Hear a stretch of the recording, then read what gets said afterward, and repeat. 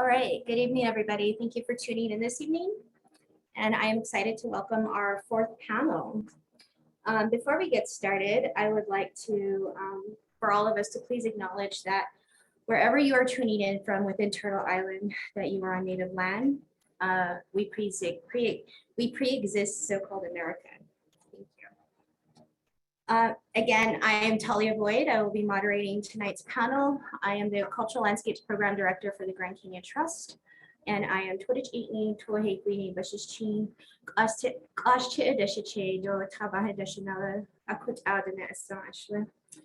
Thank you everybody. I am Dina, born and raised on the Great Navajo Nation, and I'm based in New Mexico.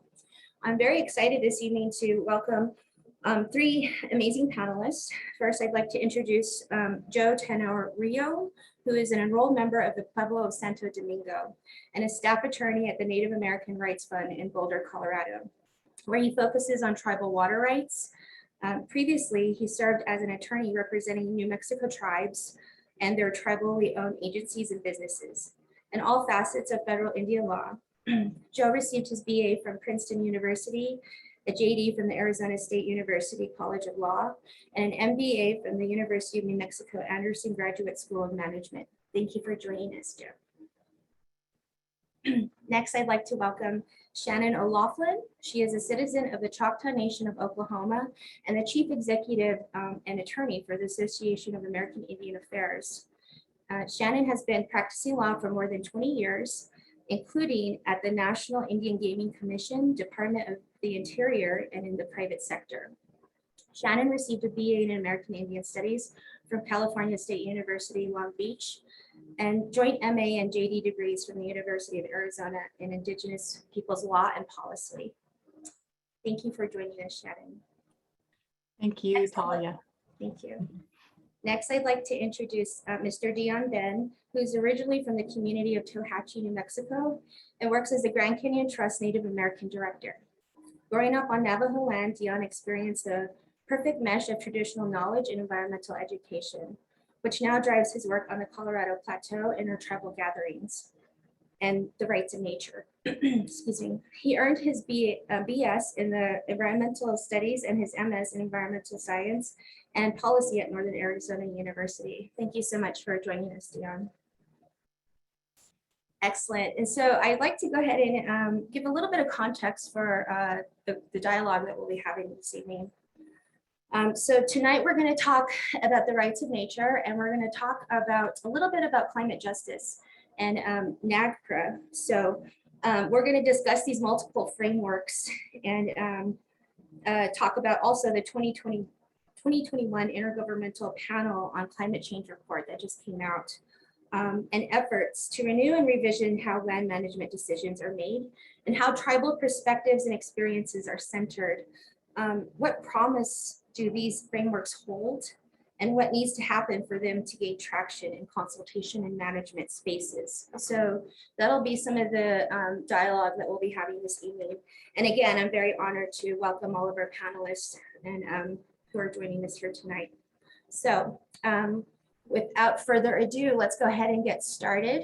Again, we have about an hour and a half, and we have quite a few big questions. So I'm going to ask Deon to kick us off, and we're going to ask, what are the rights of nature?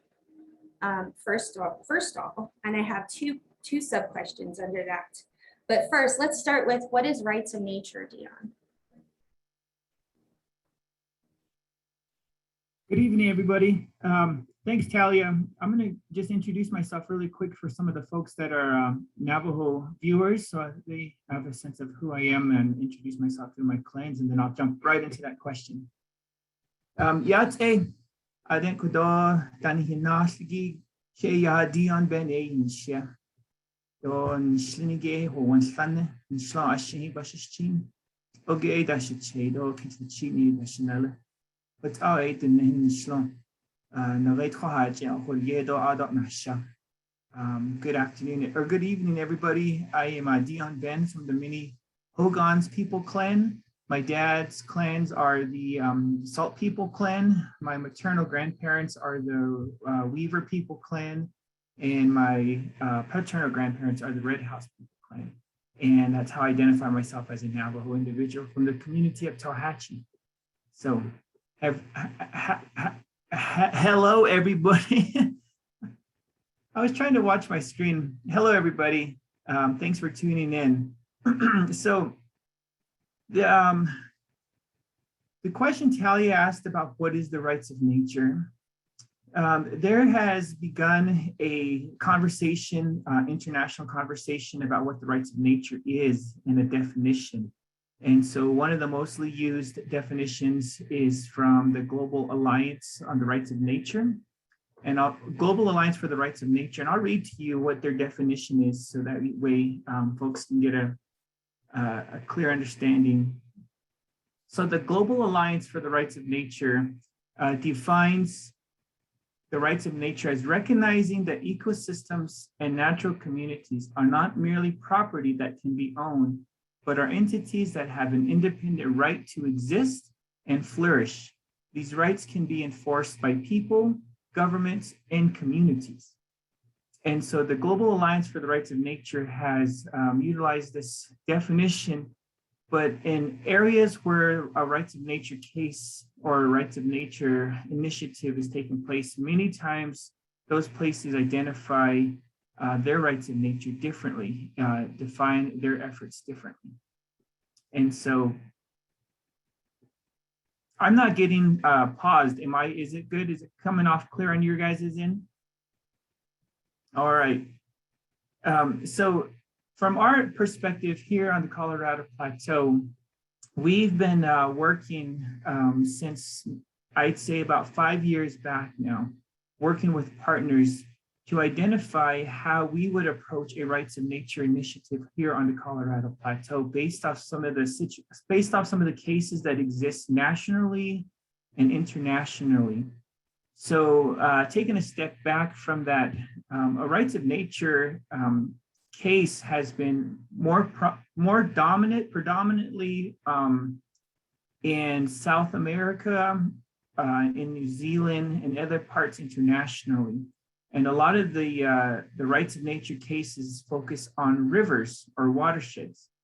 And one of the main approaches to the rights of nature in those aspects is protecting a watershed, protecting a river, protecting a mountain, or in the case of New Zealand, protecting a mountain, a river, and a rainforest from intrusive development, from development that is long-term destructive of not only ecosystems, but also the lifestyles or the livelihoods of all life or aquatic, human life, the plant life, all the life that is sustained by that individual subject.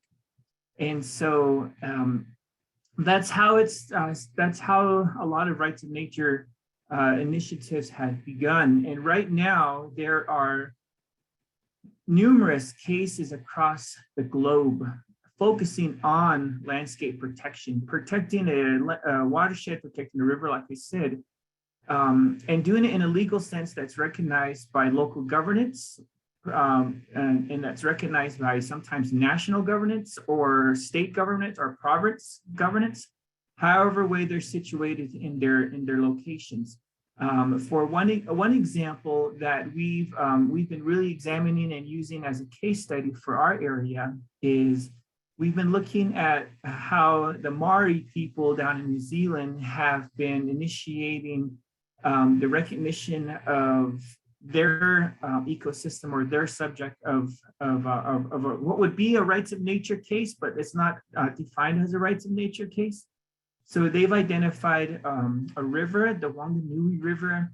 They've identified a mountain, and they've also identified a rainforest. And it is, for them, they are incorporating the Maori philosophies, the Maori principles as the foundation to the importance of that river, of the rainforest. And they've taken that to the level of establishing levels of protection where it incorporates some municipalities and incorporates the protections of some of the tribal iwi, the different clans or different tribes in that area. And they've also taken it to their country level and looking at it from having some level of recognitions in their national government. So that case is really important, and it's become a case study for us because it's from Indigenous principles and Indigenous concepts and Indigenous foundations that help drive that. And so we here on the Colorado Plateau with the tribes that we've been working with, we've really looked at that perspective and that aspect, rather than going straight to identifying a subject like a river, identifying a plateau here in the States, and then identifying its, I guess, the significance to it from a humanistic perspective, and then starting to file lawsuits for a single protection effort. Rather, we are looking at a rights of nature approach more so from foundational concepts, foundational principles that are Indigenous around the region, intertribal even more so, and then building on that to help drive local understanding, local recognition, and then looking at it from a policy perspective following that. And so here on the Colorado Plateau through the Grand Canyon Trust, we've been establishing an intertribal conversation group for the past 11 years now. And we work with 12 tribes throughout the region. And through that conversation piece, we've identified the rights of nature as an initiative that could be innovative for not only protection of a landscape and ecosystem, a spring, a river, or a mountain range, but as a policy that could reincorporate our perspective as humans and how we connect back to our landscape. So it's shifting it's shifting perspective, it's shifting mentality, and it reconnects individuals. So for an example, if someone goes to the Grand Canyon and they see the Grand Canyon, they take pictures. It's from a picture frame perspective without them connecting to the landscape. And because they don't connect to that landscape, they don't feel engaged, they don't feel obligated to be a part of that system. And this goes for this goes also for tribal folks. And so with the rights of nature recognition and the rights of nature initiative, we want to redefine how people look at their responsibility to their landscape or their ecosystem and go beyond just a protection policy. And so with the conversation group that we have about probably 30 individuals that participate in that conversation now from different tribes. And we are breaking down intertribal foundations, intertribal principles to help us shape our rights of nature initiative from Indigenous principles. So for an example, what we've been doing is dissecting and diving into some of the cultural songs, representation of directions, representation of color, and how those colors are significant to our relationships to landscape, to the sky, to darkness, to the evolving spatial relationships of the universe. We're breaking down concepts that are related to how we recognize ourselves in our relationships to insects, to the aquatic life, and so forth. And so we're building that up so we understand that we understand as humans that our place is as insignificant or as significant as every other life form.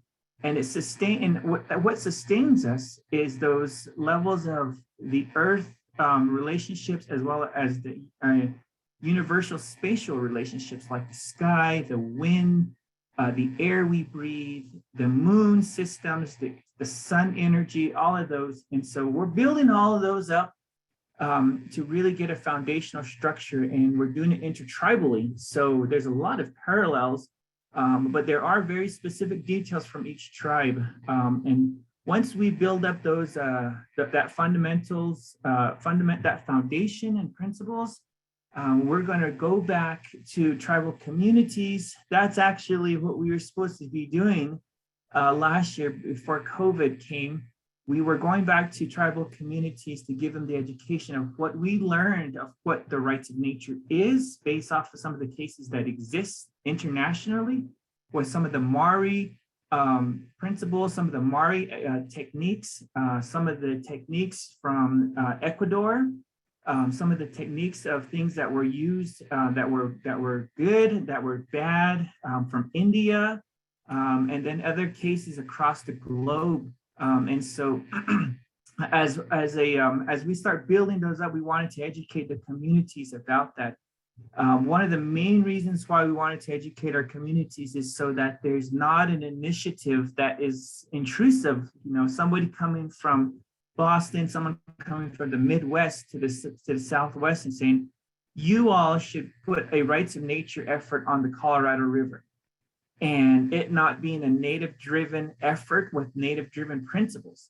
So it's a policy and an innovative approach that we want to lead as tribal members, intertribal members, and it's an effort and initiative that we want to facilitate and that we want to incorporate into policies that's the most appropriate, whether it's at an intertribal tribal government level, or whether it's across state boundaries, or whether it's across a representation of us at a national government level, where it is shifting policies, and then also recognizing different components of beyond co-management, but actually looking at the shifting of perspectives. So that's what we're looking at here in the Colorado Plateau with tribes and how we're working on the rights of nature initiative. And as of right now, there is not a rights of nature effort on the Colorado Plateau. There was a case that was filed on the Colorado River from an individual from Colorado, and that just went mute because it wasn't following the processes of a lot of the Indigenous components and how we build that up. So that's just a little background of what the rights of nature is, where it's present internationally. There are some cases currently in the United States that are led by tribes. And so we are in close communication with them, those tribes and those individuals to help build up our partnership and help build up these efforts to make it more innovative and strong. One of the first tribes, the first tribe that actually got a legislation passed recognizing the rights of nature for a system in their reservation was the Ponca Nation in Oklahoma, the Ponca tribe in Oklahoma. And it's also led by an individual from Ponca. So that's just even more strength to that. There's also a case that's recognized within tribes out in the Midwest with the Menominee tribe. And the Menominee nations out there, they're looking at the rights of their heirloom wild rice. There's also a case that is out in the Pacific Northwest with the Klamath tribe, recognizing the rights and the significance, the cultural significance, the significance of supporting life of the Yurok. The Yurok tribe, recognizing the rights of the Klamath River. And there's also a case out in Ho-Chunk Nation that is developing. So it's going across tribes. It's gaining some perspective and understanding. And as we start developing these efforts, we are all working together to make sure that it is done in a way that is recognized beyond just tribal reservation boundaries, because we have ancestral boundaries. We are working on how to make it innovative in those aspects. We're also looking to make it innovative, and an innovative policy that is recognized and that isn't just, that doesn't just have merit in a court system, in a Western court system. And so we're looking at how to develop that system to where it's recognized not only from it would be like recognize it from a cultural component, but also a life-sustaining component in a court system, which is really difficult to recognize, and that is a part of the conversation when it comes to the court system. So we're developing those ideas and looking at that. We have several partners across the country, and then several partners across internationally that's helping us shape that here on the plateau, but also looking at it from a more innovative way nationally. So, and then we'll just go with your questions if you had something more in detail, Talia. Yeah, no, I think you covered it. One of them was, what are some examples of using the rights of nature framework that has led to success? So you covered some of those tribes that are doing it now, and for instance, Menominee, and that's what this Stop Line 3, right? And so they're really putting their foot down with that and utilizing the rights of nature, and it's so amazing, and I love it.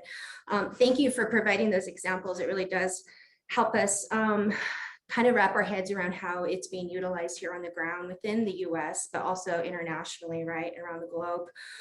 Some of the things that you mentioned, you know, and I just want to echo and reiterate too, is that the legal systems in the Western world are slowly coming to consider, right, the rights of nature concept, right? So that's why it's so hard for us to push it right now, because these legal systems are barely considering it right now. And, you know, and really in Western thought, the rights of nature is almost considered inconceivable, right? And so there's been a lot of pushback from Western thought in that way. But also, you know, I think it's important to highlight too, that with rights of nature, we have to understand that there's no single way to address the ecological crisis or the climate crisis, right? And that's the beauty of all our traditional knowledge systems within Native America. Some of the arguments that I've heard around rights of nature is that, you know, especially within Ecuador, where it was first kicked off, Ecuador was the first country to recognize and utilize the rights of nature, and then Bolivia, and then New Zealand, right? And so it was just like this ripple effect, and it's beautiful how it happened, but it really highlights too the interconnectedness that we see as Native peoples within the natural world, right? And always maintaining that connection. So it's very incredible in that way. So I appreciate you unpacking that for us, Deon. Thank you so much. Let me just highlight really quick, Talia, that you know, there are a lot of cases that have been identified internationally and nationally, but the part that's the work that's happening now, the part that's the most difficult, I think, is really looking at the policy component and how of those rights of nature have merit or strength when it comes to a court system. And that part is the difficult part, because how our court systems are structured, just as you mentioned, doesn't have that avenue of where we can push a rights of nature initiative, not beyond a protection effort, but making it interactive, making it approachable. That type of those types of concepts when it comes to our court systems is very different. So there, you know, anybody can identify rights of nature subject through a legislation, but it's making sure that there's some merit and there's some effort behind it being actually a policy that is recognized. And then following that, it's how is it going to be, once a rights of nature is identified and has some policy, how is it going to be managed? How is it going to be, how are folks going to get prosecuted if there is you know, somebody that impacts the river when the river is recognized as having rights of its own? Stuff, those types of aspects are where we are at now. So it's really good work, really strong work, but there are a lot of components to it. So, and we have some really good team members, and I think there's a lot of individuals that are that have just really helped facilitate these conversations. Yeah, absolutely. Yeah, there's, you know, I mean, in all of the work across the board, you know, we're standing on the shoulders of giants. You know, there's people that have come before us that really laid down this path for us to continue to do the great work. But thank you again, Deon, for highlighting those points. One more thing that I wanted to touch on rights of nature is, you know, so again, some of the arguments that we heard, especially in Ecuador, was that, you know, they argued that nature cannot be it cannot be its subject, it can only be an object, right? And that it cannot protect itself. And so this was the argument for not giving rights to nature. And so what they did is they said that the guardian for the rights of nature could be any citizen of the country, right? They could step forward and make a claim stating that there was a violation in the rights of nature. And so I think Ecuador really opened the door and opened the world's eyes to a lot of these different concepts, the rights of nature concept. But there's a lot of different perspectives on this across the board too, within Native America. So this is just a small piece of it, right? But yeah, again, thank you, Deon, very appreciative for your insight there. Let's go ahead and move on to our next question. And this one is for Shannon. And so I want to talk about NAGPRA. And NAGPRA is the Native American Graves, oh God, I always forget this, the Native American Graves Protection and Reparations Act. Repatriation Act.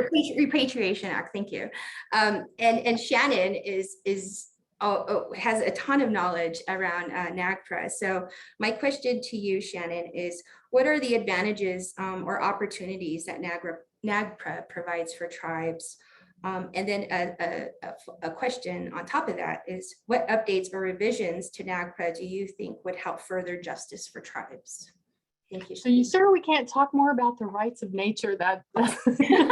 More, but no, I'm really grateful for these questions about NAGPRA, and it's interesting when most of the public hear about rights of nature, they go, "What is that? How is a rock or a river or, you know?" And back in the 70s, 80s, and 90s, before there was a NAGPRA, people were also saying, there's Indians and they want their things in our museums back.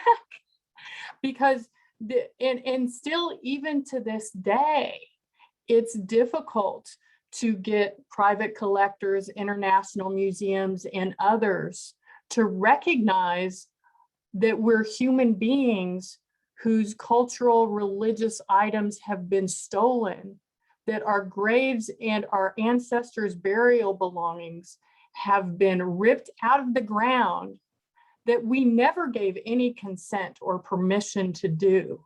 These were acts of violence and genocide.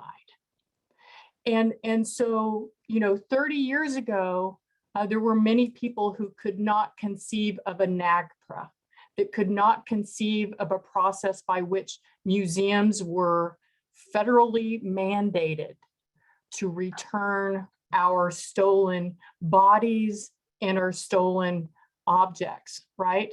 So NAGPRA is really, when you come right down to it, it's the first human rights legislation in the United States. It was passed because any state would have no problem protecting the graves of European settlers and of their own current citizens, but they would go willy-nilly over our own graves and take our own items. So this was human rights and civil rights legislation that was meant to repair what had been broken. So the way NAGPRA is laid out is Congress intended that three pieces. One piece was about illegal trafficking of cultural items as defined under the law. The second part was about repatriating items that are in museums and federal agencies. And museums is defined very broadly. Any entity that receives federal funding and has a Native American collection, which can consist of one item, has obligations to follow NAGPRA law for repatriation. And the third part of NAGPRA is the graves protection provisions. So at the time, this was an amazing law, and many Native Americans thought that we would finally see so many of our things to come home, and it would help support the revitalization of our culture which had also been taken away from us in our religions. That didn't quite happen. So what we found is over the 30 years is museums and federal agencies have either found excuses or creative ways to avoid compliance with the law. And unfortunately, when it comes to protecting, and this is the Grand Canyon Trust, we're talking about land, the structure that NAGPRA puts forward to protect graves and to protect things that are in the ground really does no more than any other law already does. It provides an avenue for tribal consultation and return of items that have been removed from the land. But there's nothing in there that actually protects the place, that protects the ancestors that are interred. And it's limited to federal and tribal lands. So, you cross the invisible boundary from federal property to state-owned property, and there is no protection under state law based under NAGPRA. The state would have to have its own protections to protect Native American graves and funerary belongings. And those are extremely diverse and often do not have the kind of protection that we need for these items. So the structure is limited to what NAGPRA can provide. But what it has done that has been so powerful has been mostly with the process of repatriation. So there are museums out there that had no clue what they had, what they were caring for, the people that were lying in boxes in their basements. When they began to open up their doors for tribal consultation in accordance with NAGPRA, they started learning that they knew nothing about the history of the collection, where they really came from, what these items were used for, and how important they were for the continuing health and well-being of Native peoples.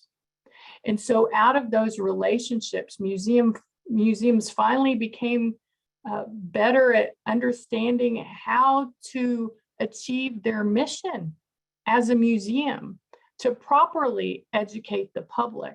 And I think in the last 10 years, we've been seeing museums starting to decolonize their exhibits. We're used to going to a museum that has a Native American collection and seeing our items behind glass with a little label, right? And that's it. Maybe some interactive diorama here or there.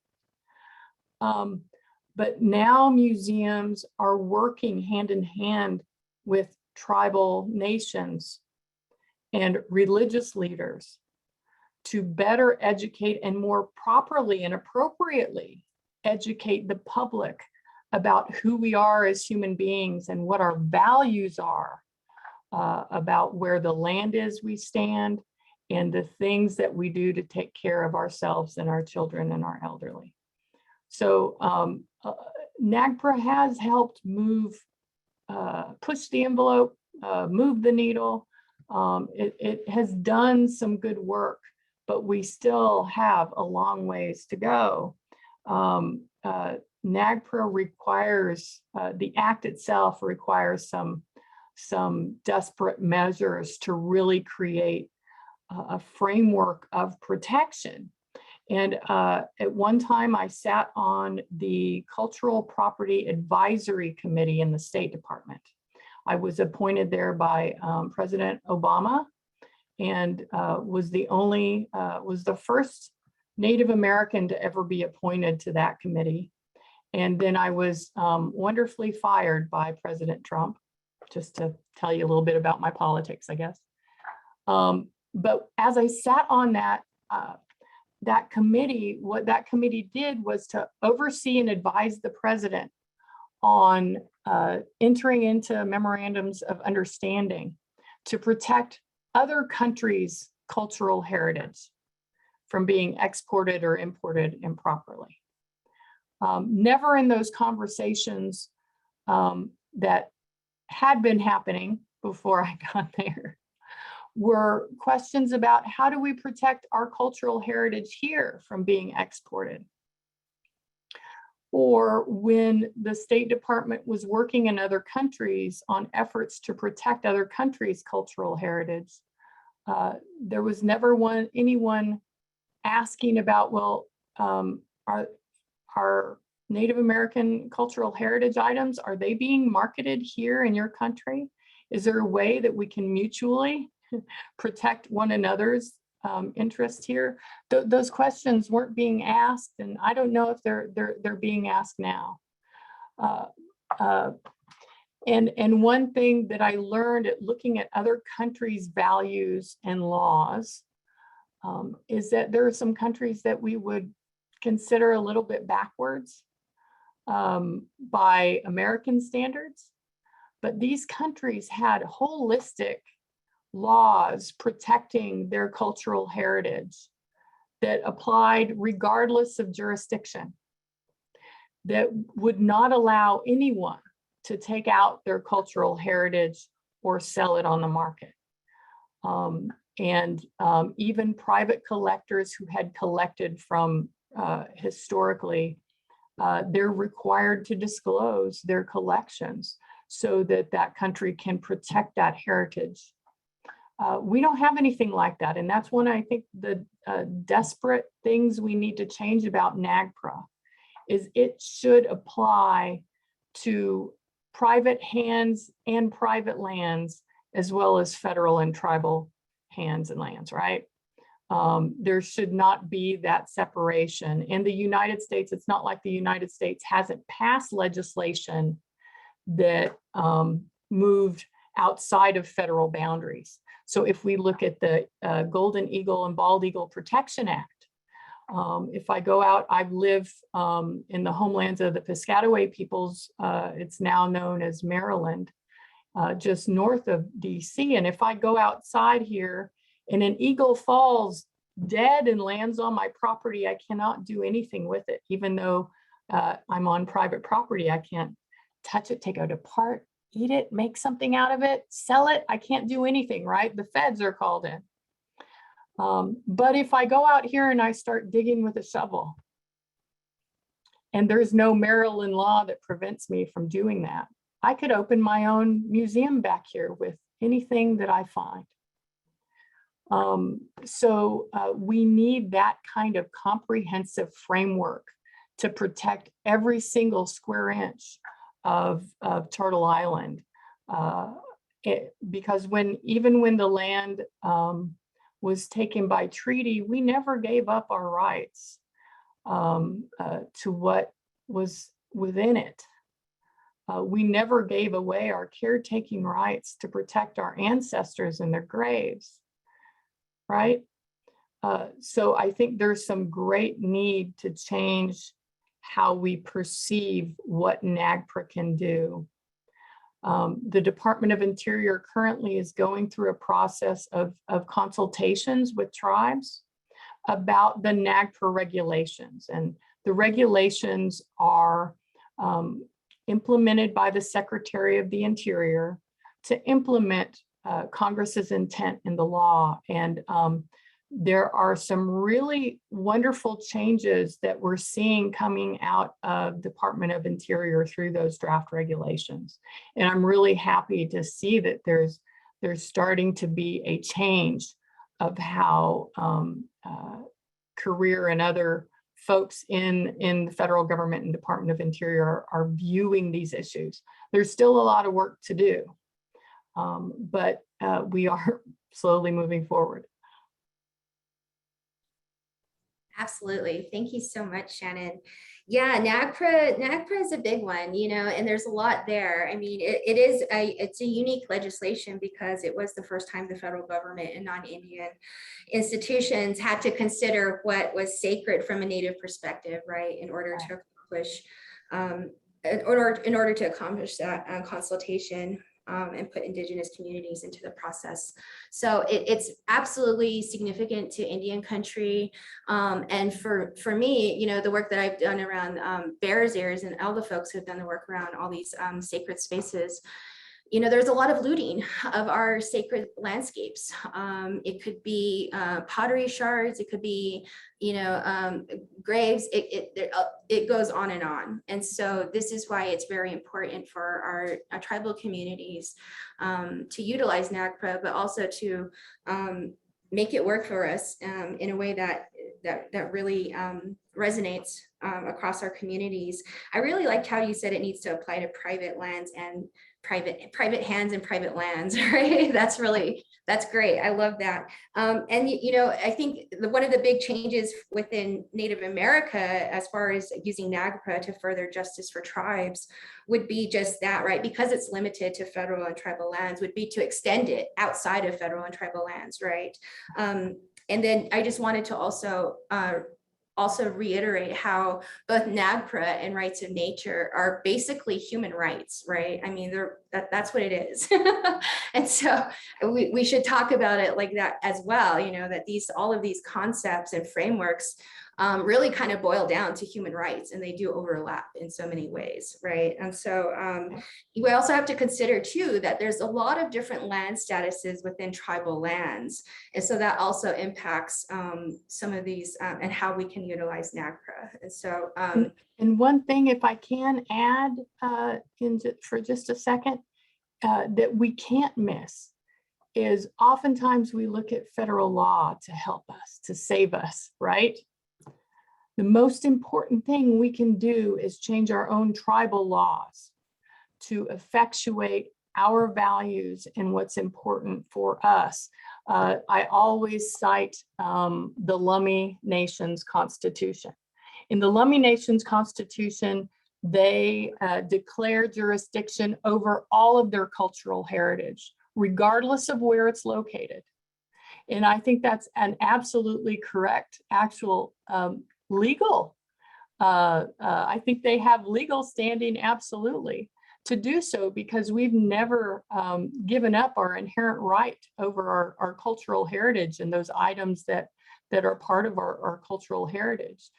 There are wonderful people out there that are working on model tribal laws and codes and are helping to support tribes build that legal infrastructure and framework to help assert those rights. I think that might bring up some opportunities in the future to help, you know, push the needle a little further. Absolutely. That is beautiful. I didn't know Lummi Nation did that. And, you know, they're leading the way in so many ways. I mean, they just did that Red Road to DC journey where they took the totem pole. So shout out to Lummi Nation, our relatives in Lummi Nation. Thank you for laying down this beautiful road and being a part of this amazing work. Deon, you have your hand raised. Do you want to add something? Talia, can I ask Shannon a question? Since we're both on the panel, I'm just going to take advantage of it. Shannon, you know, you brought up some really interesting points, and I think that I wanted to ask you, since we do now have an individual leading DOI that comes from Indian country, and I think that there's an opportunity for a change in interpretation of policies that exist, such as NAGPRA. And I think I wanted to know if you see that shift happening, or at least that change occurring, because when we look at NAGPRA, how I've always interpreted NAGPRA was it was an exchange of property, and so someone who owned our lively instruments, our instruments that had living beats to it, our ancestors that had living spirits connected to them. We've seen them more than property, but NAGPRA, as it's interpreted, is interpreted as a property exchange with some type of appraisals to it. And I think that now with a new DOI secretary, that change, could a shift of that, of how we look at NAGPRA as a property shift or a property exchange. And I don't know if that's something that you've seen, or because I know you mentioned it looks good, there's a good perspective outlook happening. There's a lot of work happening that needs to happen. I just wanted to see what your thoughts are on that. Yeah, and so let me be clear, I think, where that perspective is coming from. And I don't believe it's DOI, it's not in the congressional intent of the law, and it's not in any of the regulations. This is not a transfer of property ownership. There is no acknowledgement that institutions or federal agencies own, have more than an interest of transferring out, just for the purposes of transferring to the proper holders, which are tribes, right? There's nothing in there that asserts that museums and agencies own our ancestors or own our cultural and sacred objects. That doesn't exist.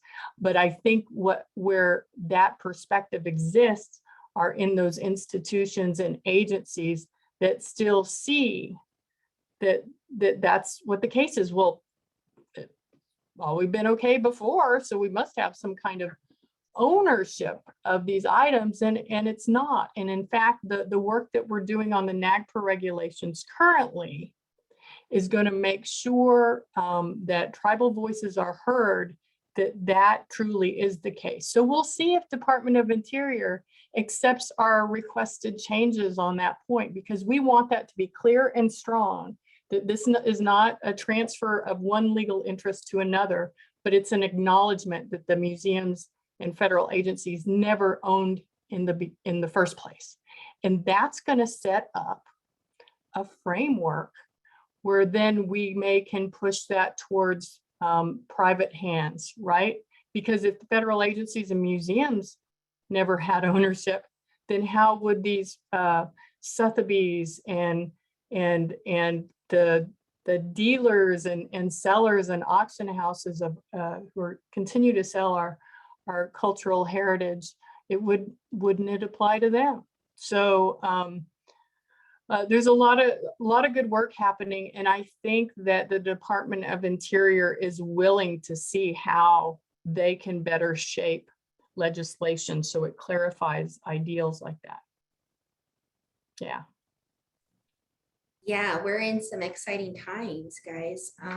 So yeah, this is great. Thank you so much to both of you. I want to go ahead and switch gears and switch over to Joe. Thank you, Joe. This question is about the Intergovernmental Panel on Climate Change 6th assessment report that just came out. That's a mouthful. So Joe, what is the intended purpose of the IPCC 6th assessment report, and how can tribal governments continue to be a part of creating positive impacts of climate change? Thank you. Thank you. That is a loaded question, and I'll try to do my best to answer that. I do want to put out first two caveats here. One, you see my background there. I work for the Native American Rights Fund, but my perspectives today are my own. It's not necessarily shared by NARPS. Two, I'm by no means an expert in this field. There's others at NARP that have a lot more knowledge in this area.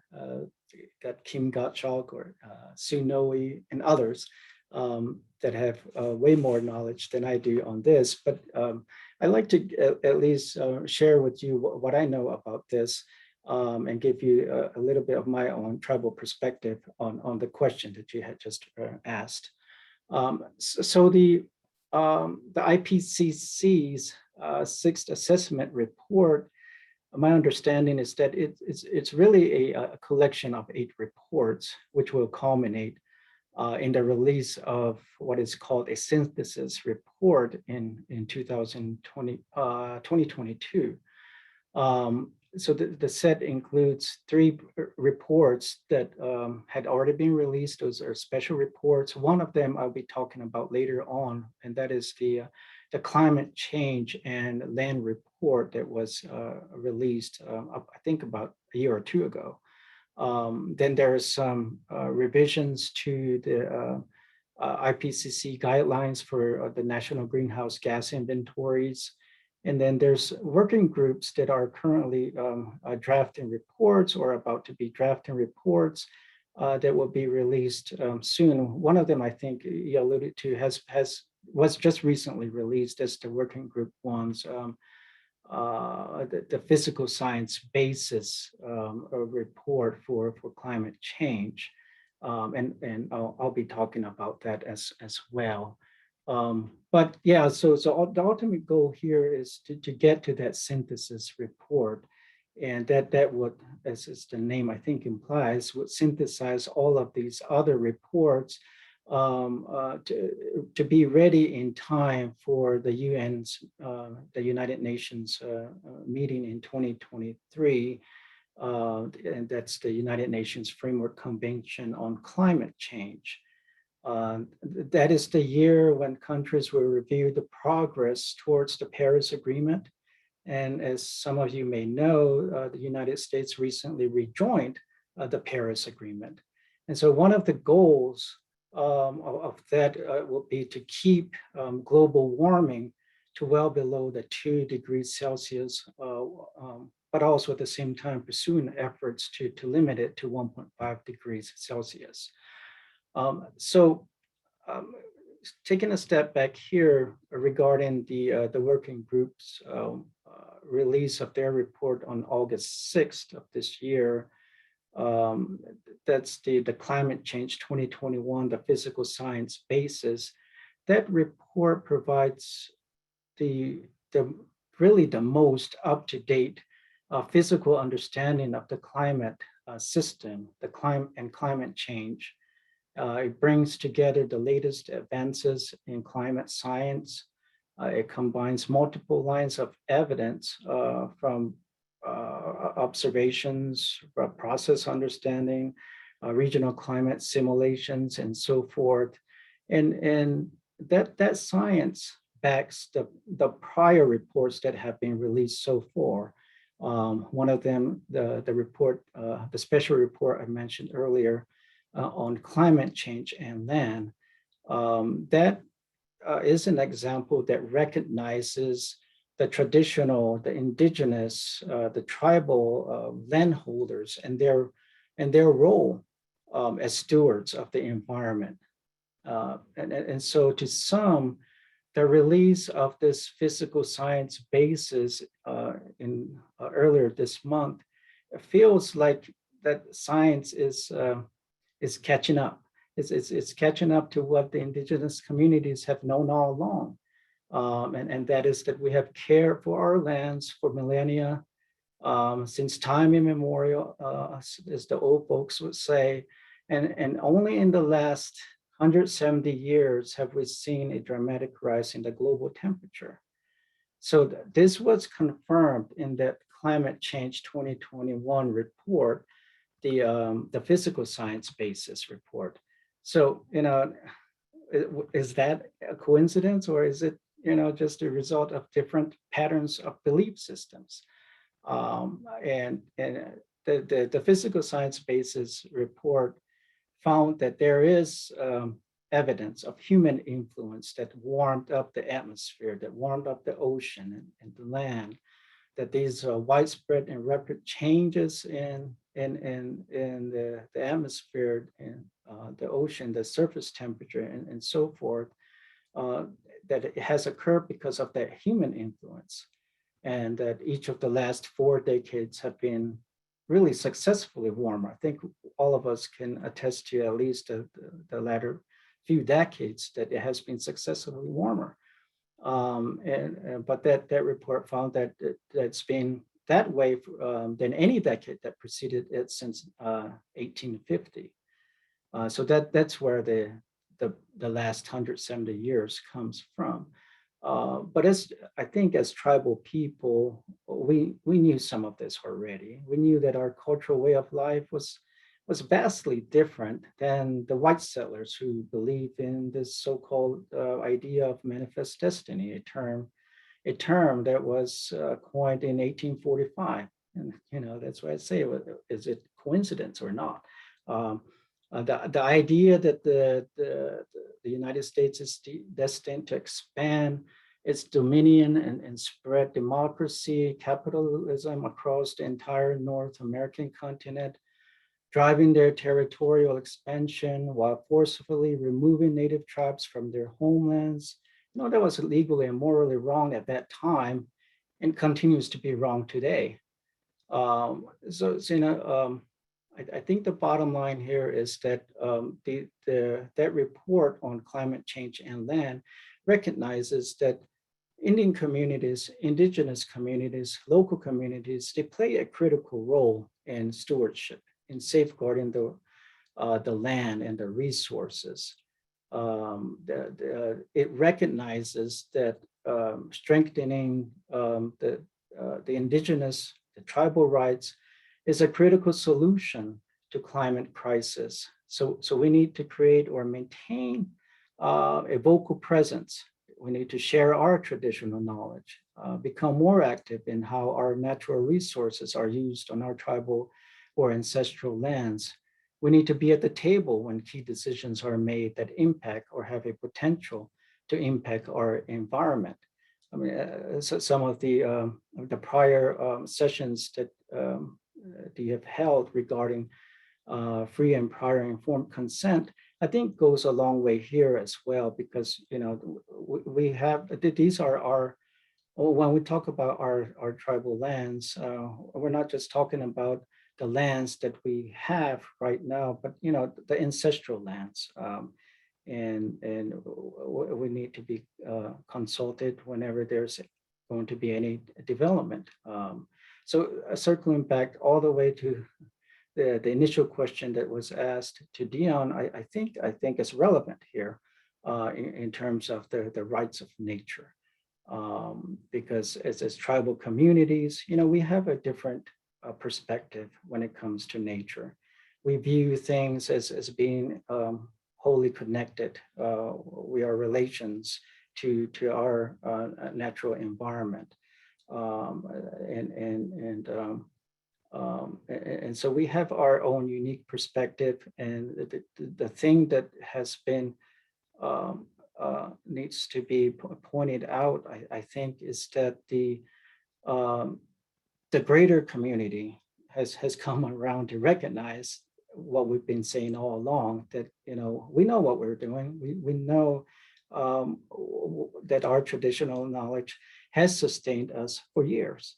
And if it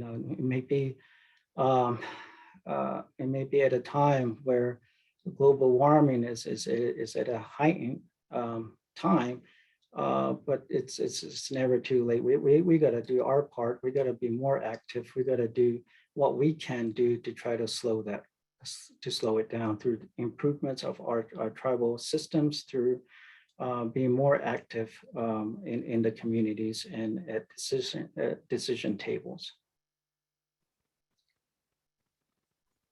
Excellent. Thank you, Joe. Yeah, I mean, there's so much there too, right? I mean, the IPCC report is, like you said, the most comprehensive report or assessment that's been put out, I think, since 2013. So it's been a while, right? But it states what the global majority already know, Black, Indigenous communities and other global majority communities, is that, climate, it's a red flag stating that climate change is here, right? And it's impacting us and it's in our face right now. But we're in the front lines, so we've known this all along. And we also, again, like you said, we've been stewards of the land. We've been in relationship with the natural world since the beginning, right? And so we understand these regenerative processes that happen within the natural world, and we recognize that. So yeah, the action here, I think too, needs to be that and a part of the dialogue is that we need a fast and just transition to start addressing some of these situations as far as climate justice. And again, like you said, Joe, really implementing and including our traditional knowledge systems when it comes to the climate crisis, right? I mean, this is where Native peoples and Indigenous peoples, we really need to take that lead and step into our leadership when it comes to advocating for the natural world and for our communities, right? But it goes back to also protecting our cultural identities as Native peoples. So thank you so much, Joe, for unpacking that for us. It's a lot. It's a big report, right? It's a huge report. And that's just a little slice of it. So yeah, folks, read it if you get a chance. It's a huge report, but it's very important. It touches on a lot of key points. So thank you for explaining all of that for us, Joe. Great. I want to go ahead and move on to our next question and keep the ball rolling. And this is another concept that's been around in Indian country, is this concept of land back, right? And so we've heard that that word time and time again within Indian country. And so I wanted to ask you all, what does land back mean to you? And why don't we go ahead and start with Deon? Thanks, Talia.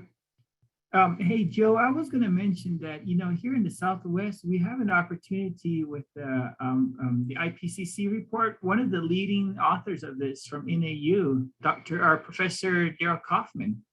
And I think there's a lot of opportunity to dive into some of the thought processings, as well as getting some really good representation as this goes into the UN with some of the working groups. So just for folks to think about that are listening out there. Talia, to go back to your question about what land back means to me, it's I have two perceptions of the land back initiative that's been trending, from my perspective, that's been trending in Indian country. I think that for many tribes that have small designated reservations, I think it's a really good opportunity for them to really reestablish and connect back to their landscapes that was taken from them. Such as, when I think about land back, I think about the Havasupai tribe, who have a very, very small reservation, as opposed to what their customary land use area used to be, their traditional territory. And I look at the Navajo Nation, who has a large reservation land base and who has even a larger customary land use area. And there's two perspectives that I look at. For Havasupai to have land back of their traditional customary area would be ideal to help them sustain, or at least help them protect their landscape and allow their landscape to heal from uranium claims. Could help their landscape and their homeland be safeguarded from water contamination, and getting land back from them would give them the opportunity to move beyond just some of their villages that they have. And I think of that in that manner in a good perspective. But then I have to also look at, from my tribe, from the Navajo Nation, when I think about land back for the Navajo people, it's different for me because I live on the Navajo Nation, and there are huge illegal dump sites from our own people on our reservation. That connection back to our landscape doesn't exist, or is either doesn't exist or is just small scale. And I think that in order for me or my tribe to really be a part of the landscape or land back campaign, we really have to understand where our current situation is and where we're going to be going if we're going to be looking for land back campaign or land back initiatives. One of the other things that influences my perspectives of a land back initiative is a lot of individuals from tribal communities who are tribal members don't really have much of a relationship with their systems anymore, their ecosystems or their surroundings or their communities. I don't know how many individuals are walking in their backyard are connecting to their rocks, to their landscapes, to really get that relationship back. And if we are talking about land back and we don't have that connection to what was already part of our homeland that we have in a reservation, then it kind of dilutes the purpose of asking for land back. And the other component that I think about when I think about a land back initiative is there's a lot of healing that has to be a part of this process, both healing from communities, healing from individuals, people, healing from the landscape mostly. Because for an example, if we are looking for land back in sacred site areas, there hasn't been a real connection to that place, to people, because there's been a relationship disconnect. And I think in order for us as Indigenous people to look at land back initiatives, we have to understand that reconnection, our relationship with our ecosystem and our relationship with systems that we are reconnecting with to initiate a healing effort. So that's my perception when I think about land back initiatives. I see in two folds, one that could really be beneficial for a lot of tribes and that don't really have a lot of their customary areas, part of their reservation or jurisdictional areas.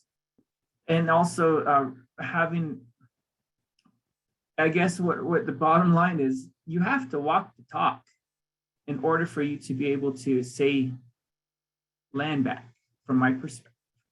And that means being connected with traditional songs and stories and going out collecting herbs, going out and practicing responsible grazing, responsible land management, no illegal dumping, going out and giving offerings to the rivers, giving offerings to the mountains, giving offerings to the canyons, being part of a system beyond yourself that makes you reconnect with the landscape in order for you to say land back.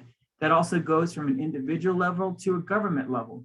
If a tribal government is saying they want land back, but they're part of resource extractive industry economies, there's some things that need to change before that happens. And that's from my perspective. And that's what I think about when I think about land back. So it's a twofold for me. Thanks.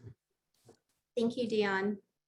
I want to go ahead and let's go ahead and have Shannon. Shannon, would you mind providing an answer on what land back means to you? Thank you. You betcha. I like, Deon, how you said, it's trending right now. It's trending. And I thought, yeah, it's been trending for time immemorial. It's always been a part, as long as I can remember, we've always been calling for land back ever since it was first taken, right? So it's whether there was a hashtag there or not, it's always been a part of who we are. And that's because to me and to the Association on American Indian Affairs, land back is bigger, because I don't think we all look at, I think our core values as Indigenous people is that it's not land, it's about relationship. And it's about getting all of our relationships back, to bring our families back together. And our families are not just, the mom, dad, sisters, babies, grandmas. Our relationships are with the foreleg and with the wing and with the land and the places and the sun and the air and the wind. These are our relationships. These are our family members. And land back to us is about bringing our relationships back home, right? But there is a part of me that is loves it when I hear non-Indian comment on land back. They want all their land back? Like the fear, especially after the McGirt decision in Oklahoma, and here's all this land back. the fear, I kind of get a chuckle and a giggle out of it, right?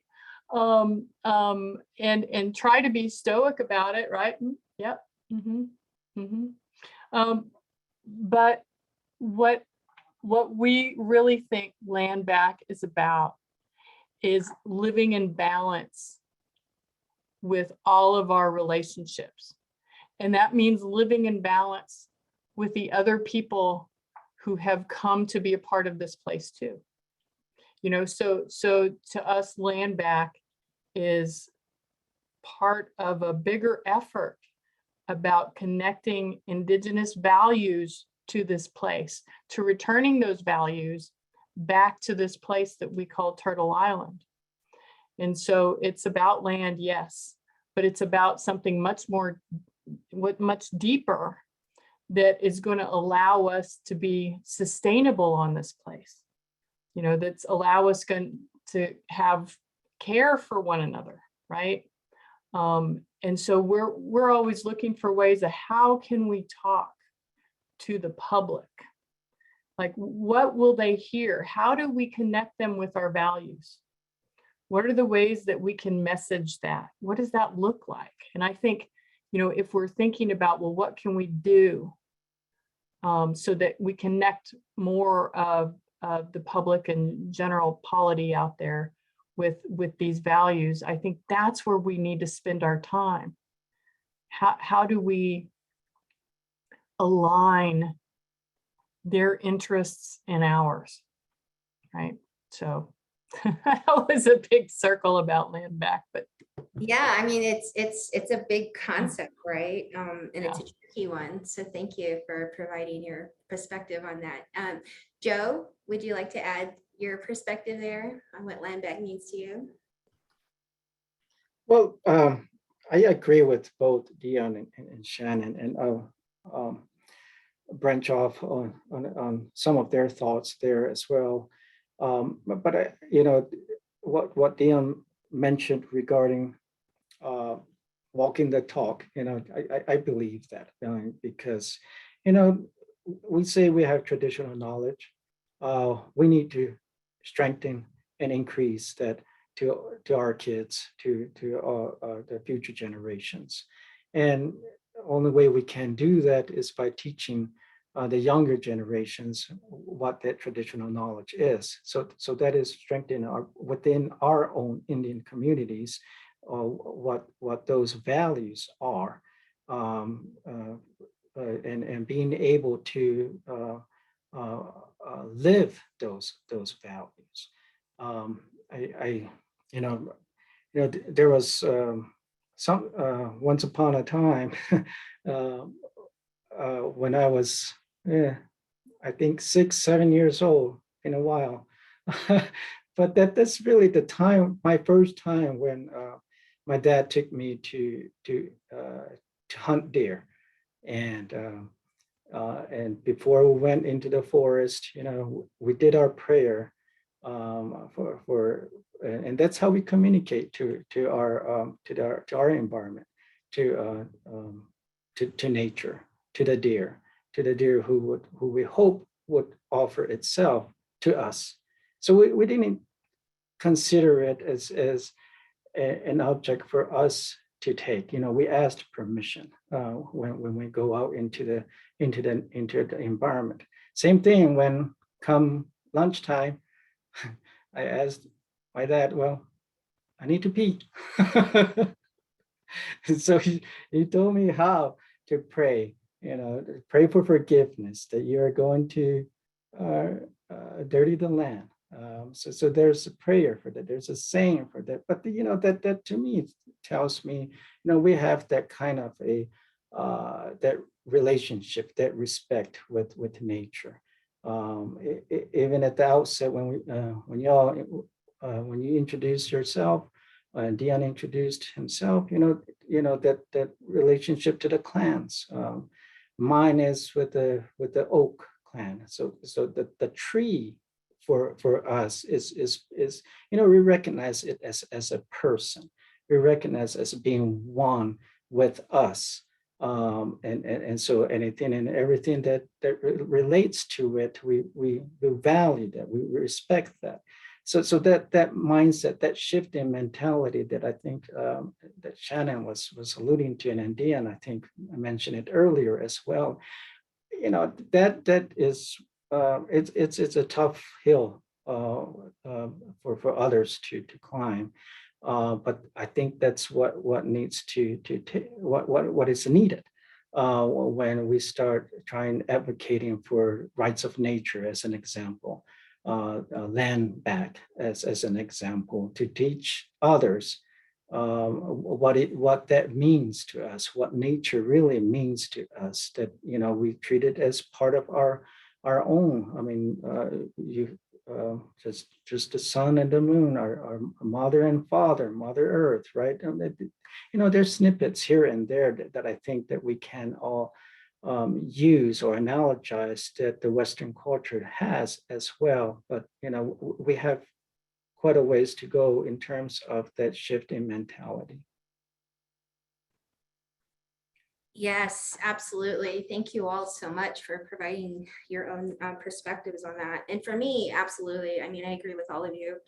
I think land back is really a recognition and acknowledgement of Native peoples as the original stewards of this land.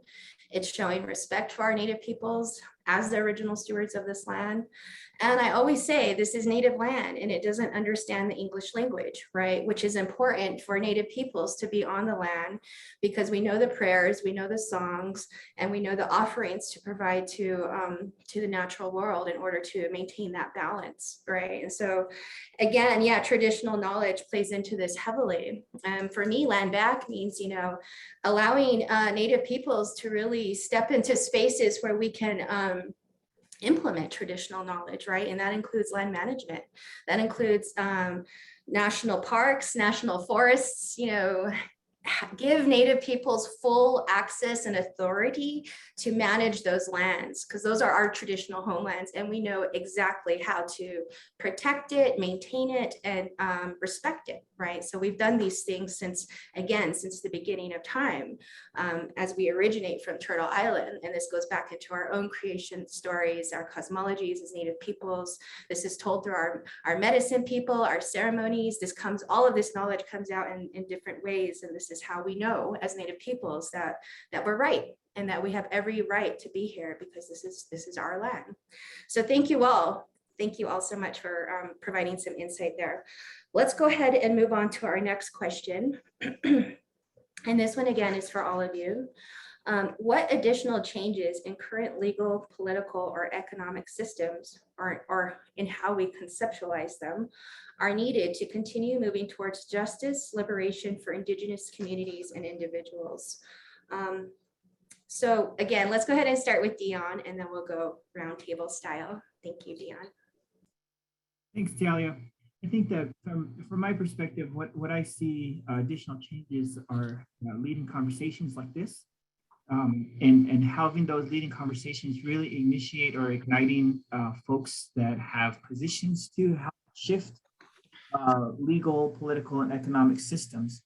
You had a conversation in the last teaching about free prior and informed consent, and I think having those types of conversations and having a shift in those methodologies, historical methodologies that just doesn't fit our societies now, as well as tribal consultations.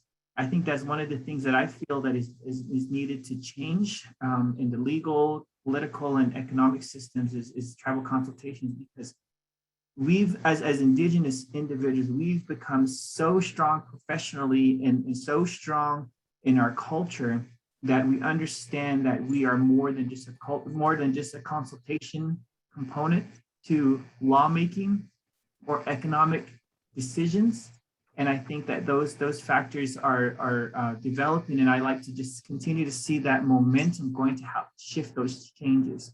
That's what I would say is the free, prior, and informed consent, shifting from those types of mentalities or methodologies, and then also the tribal consultation, what it used to be to what we want it to be now. And I think we're moving toward that. So. Thank you, Deon.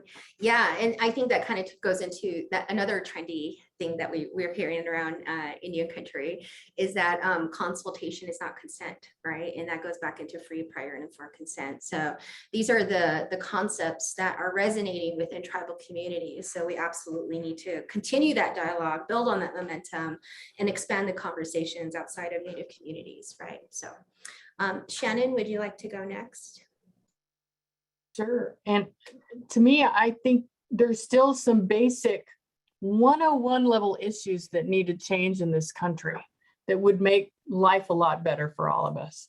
One starts with better public education and public education about who Native Americans are, because we all know that education for the youth in this country, it stops us about 1900. Right? It talks about a few wars here and there, and then we just stop. We don't exist after 1900. And so real educational reform needs to happen, because what we have to do, tribes have to spend hundreds and thousands of dollars with lobbyists and others to educate executive agencies every time the administration turns around, congressperson and Congress staff over and over again, every freaking 2 years, if not more quicker, about what federal Indian policy is, why it is the way it is, and what our needs are. So we have got to have major public education reform about who Native people are in this country and what we have brought to the freedoms that we all possess in this place that we live together in. So that to me is like basic 101 stuff we need to do. And I think another thing that people don't often think about, which would involve a legal change, is recognition of the validity of our tribal court systems or other tribal adjudicatory systems. So when our tribal governments make decisions, whether it's through like a 3-branch system or other traditional way, when our tribes make decisions, those are sovereign decisions, and they should be recognized by our neighbors and by the federal government. They shouldn't be considered, as they are in federal law, as inferior to federal and state laws.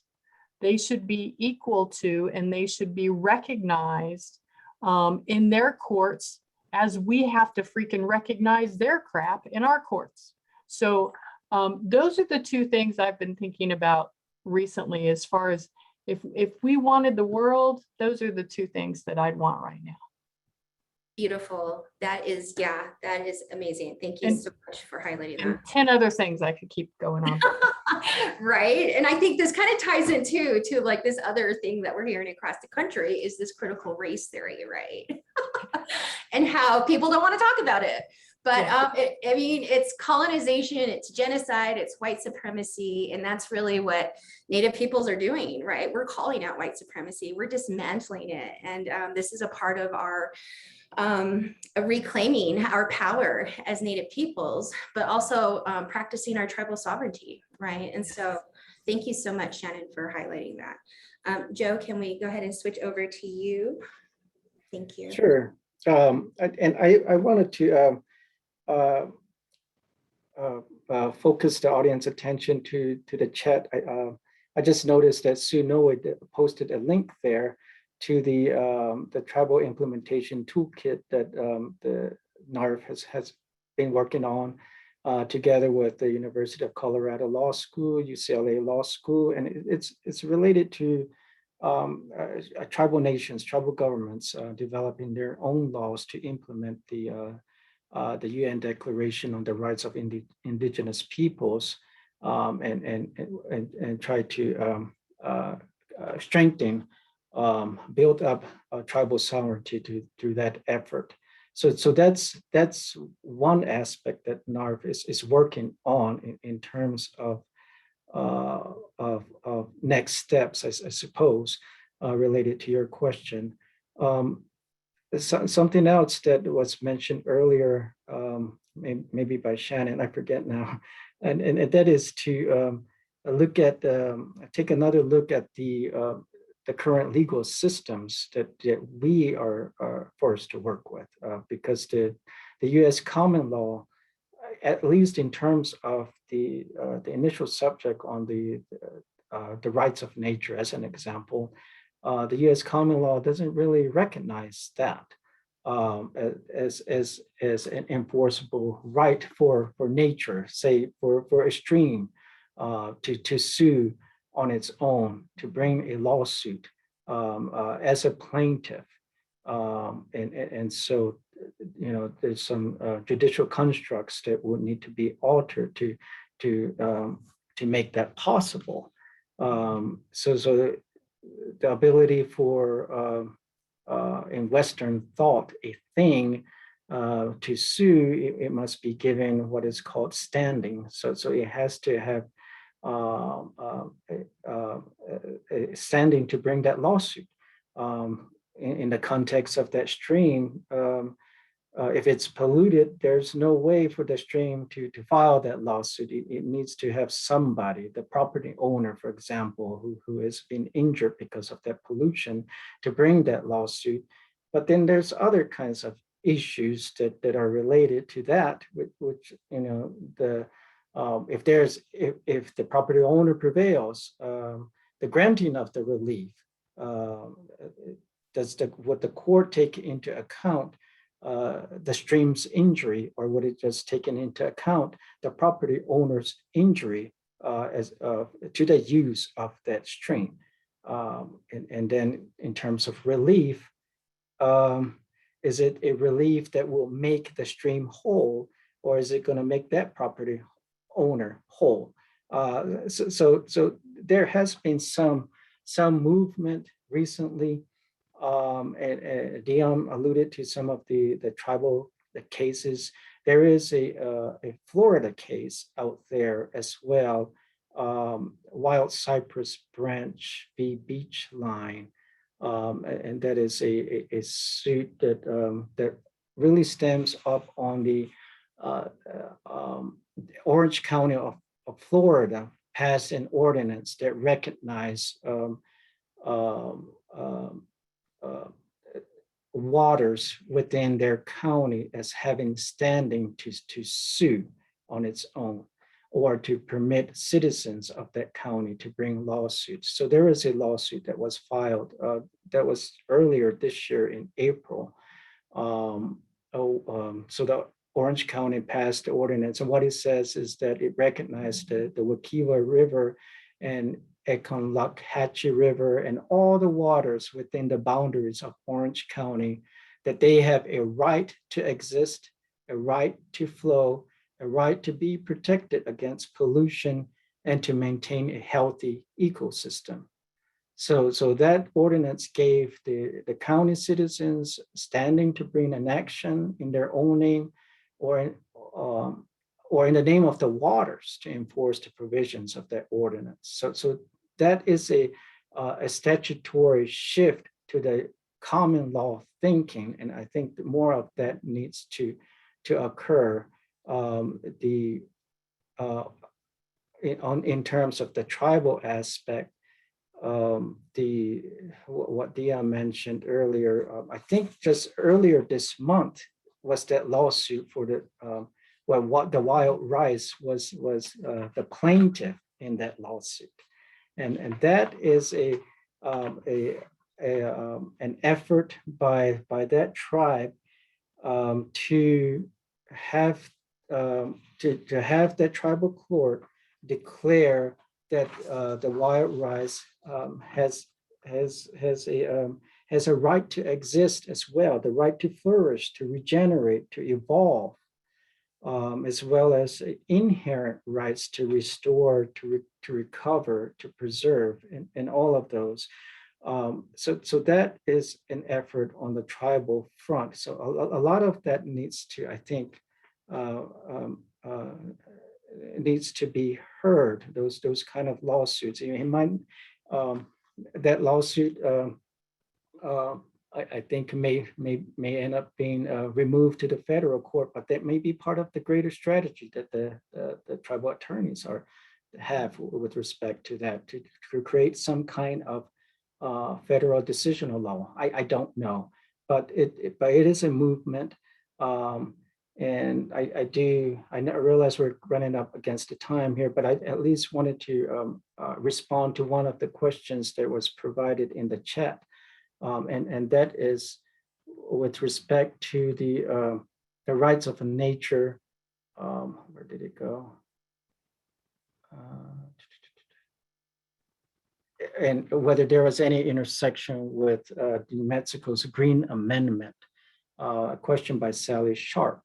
And I think here the main difference between what we're talking about as the rights of nature is that here for rights of nature, it's the right belongs to nature. We're not treating it as a property or anything of that sort, but the right that nature in itself can bring that lawsuit. Just what we had talked about regarding the wild rice or the rivers in Orange County, Florida.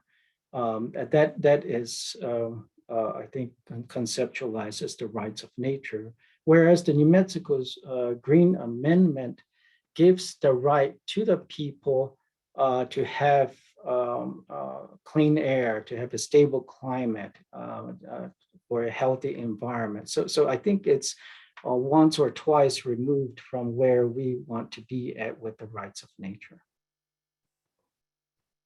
Thank you so much, Joe. Thank you. Thank you all panelists.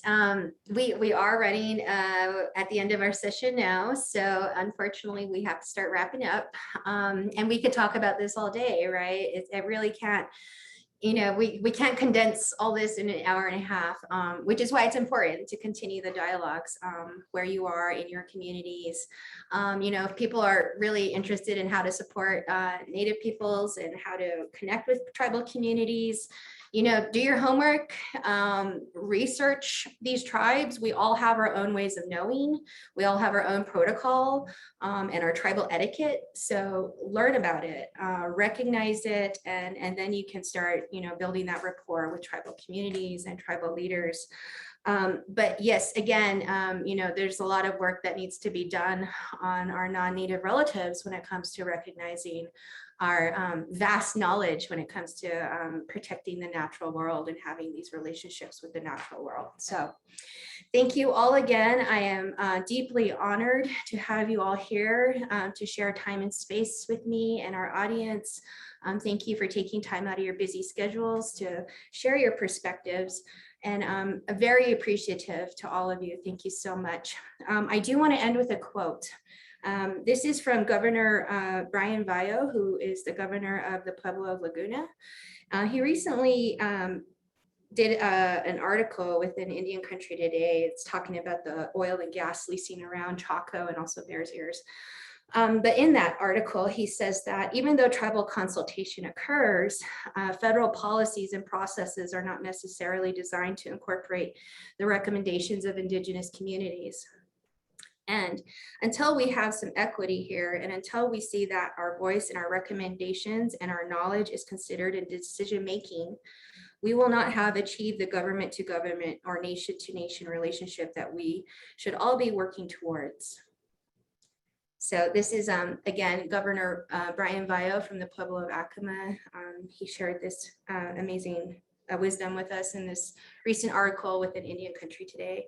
So again, thank you relatives for joining us this evening. Many blessings to you all and your families and your communities and your homelands. My prayers are with you. Thank you, audience, for tuning in. Next Wednesday, we have our finale, and we will be talking about the Grand Staircase, Bears Ears. We have some great panelists lined up. Please join us again next Tuesday as we wrap up this teaching session. Again, it's from 6 to 7:30 now in daylight time. So thank you all and have a great evening. And we will see you next Wednesday. Thank you, panelists, and take good care, everybody. Yeah. Hagonet.